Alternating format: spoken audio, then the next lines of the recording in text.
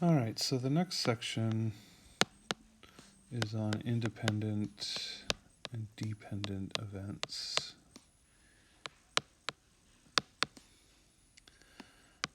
And dependent probability.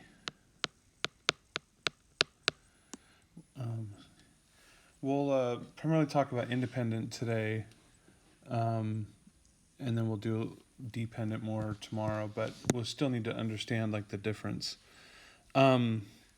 So here's kind of the big like question. Does the first event, and that's term can be used a little bit lightly, but or liberally, does the first event have an effect on the second event?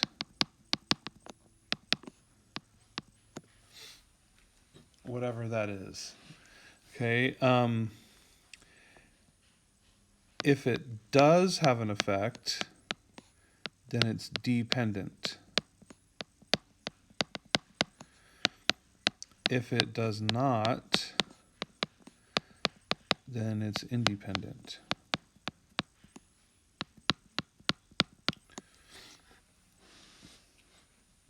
Okay, so there's a couple different examples that we can like look at. But so let's say the scenario, there's the word I was looking for.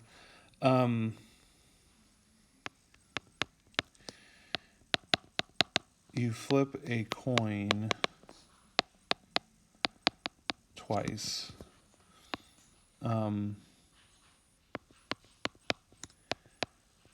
Is the probability of getting tails, or let me back it up. Well, I can do that. Tails, then heads, independent or dependent. Okay, and so some of the questions it's going to say to use a sample space, I think is the terminology that they use. And that was kind of like, okay, well, if I flip a coin, I can get heads or I can get tails. And then if I flip it again, I could get heads or tails on that one, or I could get heads or tails on that one. So this one would be heads, heads. This one would be heads, tails. This one would be tails, heads, and this one would be tails and tails. Okay, and so the sample space is what this is called. So the probability of getting tails first is 1 out of 2. There's tails, remember what I want to have happen over everything that could happen. So tails is one, there's only one tails, like, so we're looking at like this like line right here, there's only one tails and then a head. And then I flip it again, and what's the probability of getting heads? Well, you know, technically if you look at the second one, it's 2 out of 4, but it's also 1 out of 2. Okay, I get heads. That's the one thing there's only one head and there's two sides. Okay, so the probability of those two events, when you have two events and you want to know the probability, you multiply them together. So the probability of getting a tails and then a heads is 1/4. And so then is it independent or dependent? Well, how many, so we look right here in our outcomes,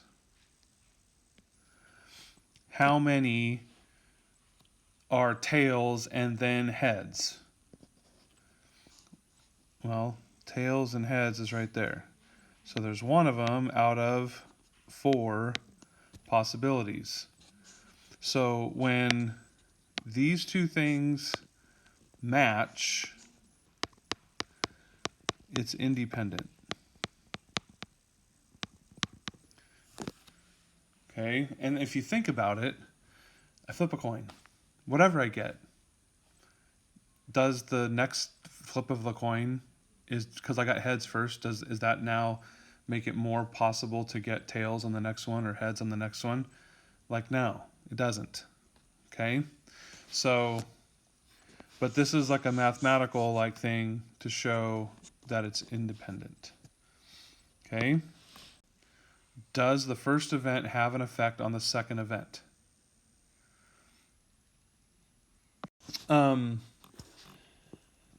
So another scenario, we have a group of 4 students, 1 boy and 3 girls. Okay, a teacher randomly selects one of the students, they're in like a club, one of the students to be the speaker. Teacher chooses one to be speaker and a different student to be a recorder. Use a sample space to determine whether randomly selecting a girl first and randomly selecting a girl second are independent. So girl first and a girl second. Okay, so we kind of need to figure out like all the different like outcomes. Okay, so what we have is we have the boy, but then we have like G1 for the first girl, G2 for the second girl, and G3 for the third girl. So randomly, it's like taking like 4 like cards, one with a B, one with a G1, G2, G3, and like putting them in like a bag, and you just pull one out, and okay, I have a B, I have the G2, or whatever. Okay, so I could randomly pick the boy and then girl 1. I could randomly pick the boy and then girl 2. Randomly pick the boy or girl 3. Okay. I could pick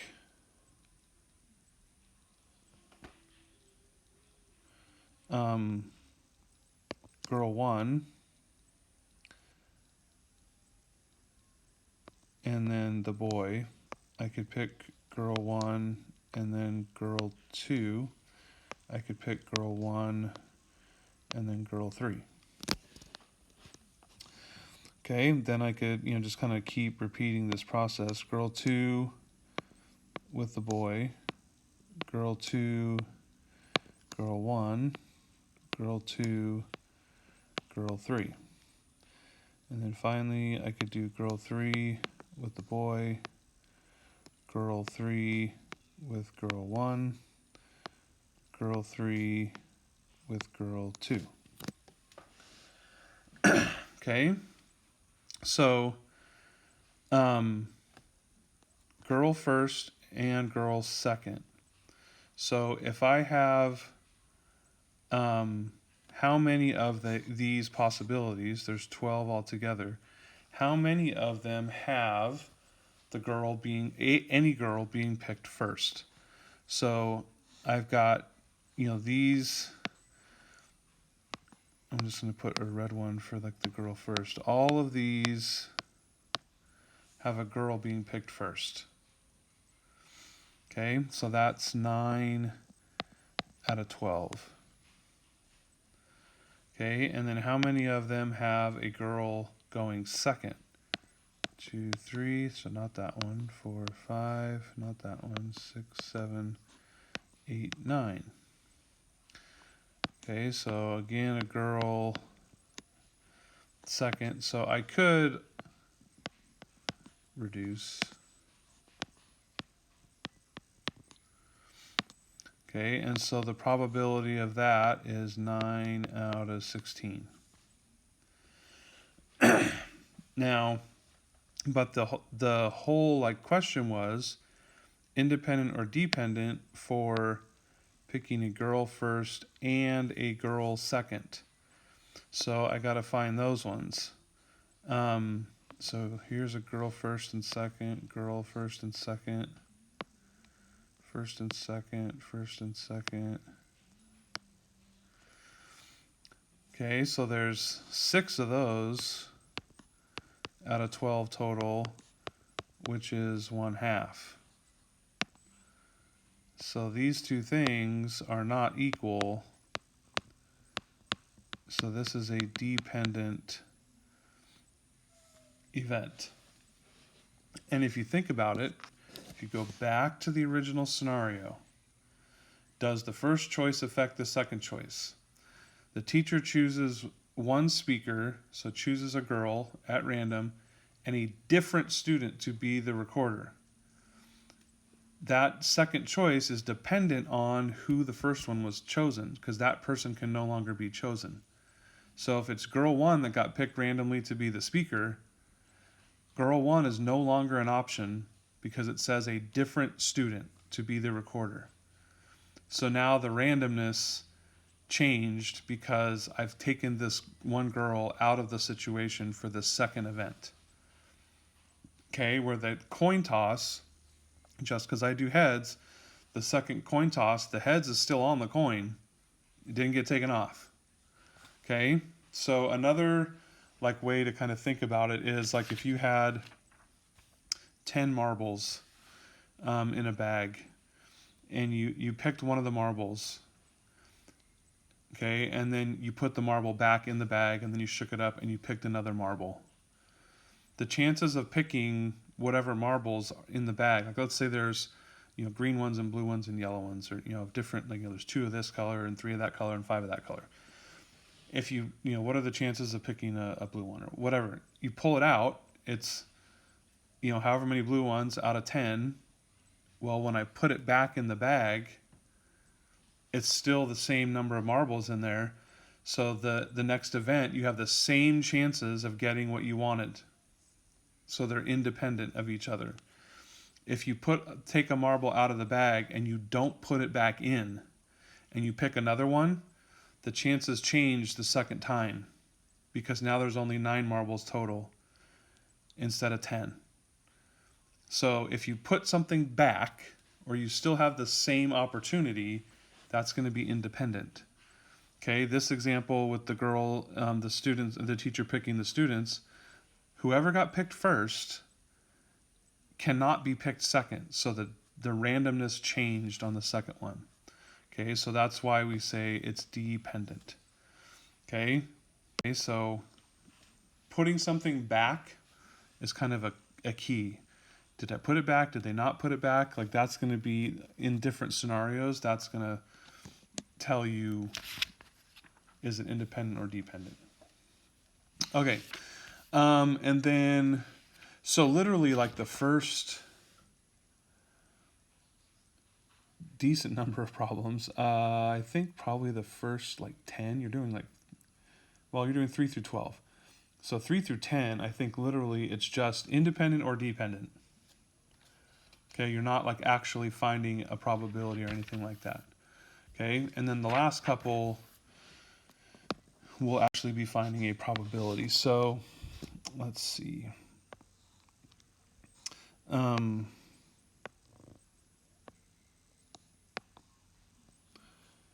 We have a game spinner.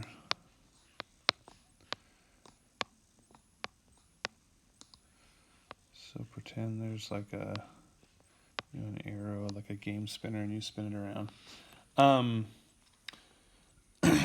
So we want to find let's find the probability of spinning a 5, and then a number greater than 3. Okay, and so this is independent. If I flick the spinner and it lands on the 5, and then I flick it again, it has no, just because it landed on a 5 doesn't mean it can't land on 5 the next time, or it can't land on the 8 next time. So independent events. Okay, so find the probability of spinning a 5. How many 5s are there? 1. How many spaces are there? 8. Okay, how many, the probability, just the general definition, what you want to have happen over everything that could happen. I want a 5, there's 1 of them. There's 8 different spaces total. Okay, so that's the first event. Second event, greater than 3. How many spaces are there greater than 3? Well, there's the number 4, 5, 6, 7, 8. There are 5 spaces that are greater than 3. Any of those I want out of 8 total. Okay, and so then the probability of getting both of those, again, we kind of talked about it before, but you multiply them together. Okay, and then they tend to kind of want, and I like this, like if I said, what's the probability of spinning a 5 and then getting greater than 3, and someone said, oh, it's 5 out of 64. I mean, okay, that's an answer. Excuse me. But it's not something that we, how do I value that or quantify that? So if you divide these, 5 divided by 64, you get, it's rounded off, but 0.078 or 7.8%. Okay, so another way of, like, when we say the probability, we say, like, what are the chances? What are the chances of rolling a 5 and then getting a 3? 7.8% chance. Okay, so you can use, like, what are the chances and what's the probability? They kind of are, like, go together. So again, what I want to have happen over everything that could happen. That's a big, like, kind of theme. So your last couple problems, you'll have a couple different scenarios that deal with, just different, like there's another, like a Wheel of Fortune type game spinner, and then another, just a scenario where you're picking numbers out of a hat. Okay, so just, again, everything that could happen over what you want to have happen. All right, that's all I got for you today. Have a great day, guys. We'll see you tomorrow.